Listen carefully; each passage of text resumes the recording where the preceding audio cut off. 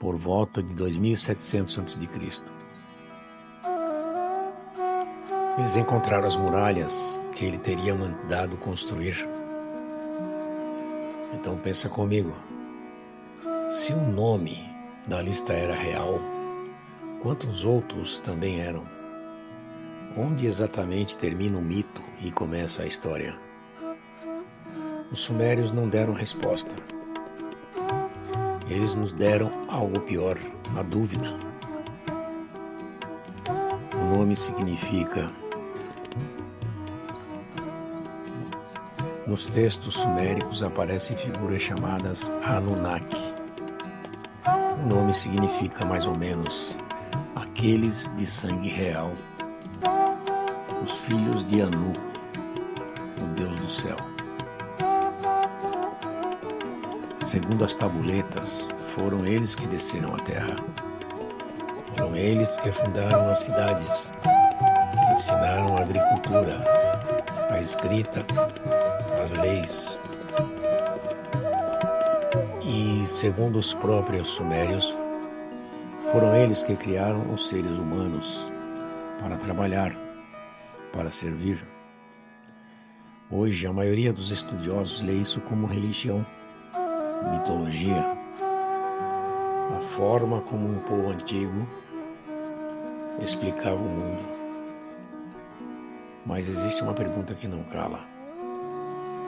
Por que um povo que surgiu do nada, com uma língua que veio de lugar nenhum, com listas de reis de 40 mil anos, insistia tanto que seu conhecimento não era deles, que tinha vindo de cima? Os sumérios sabiam coisas que não deveriam saber.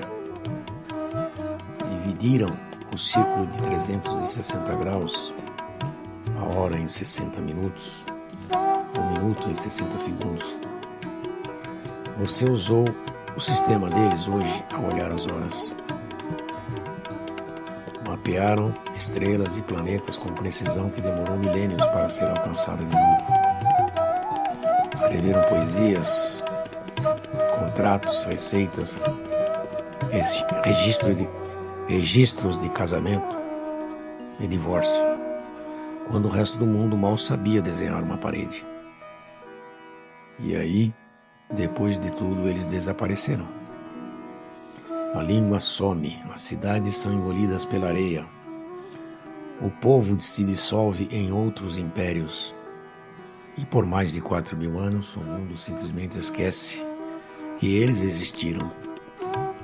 Até um arqueólogo no século XIX desenterrar a primeira tabuleta e perceber com as mãos tremendo que estava segurando o início de tudo.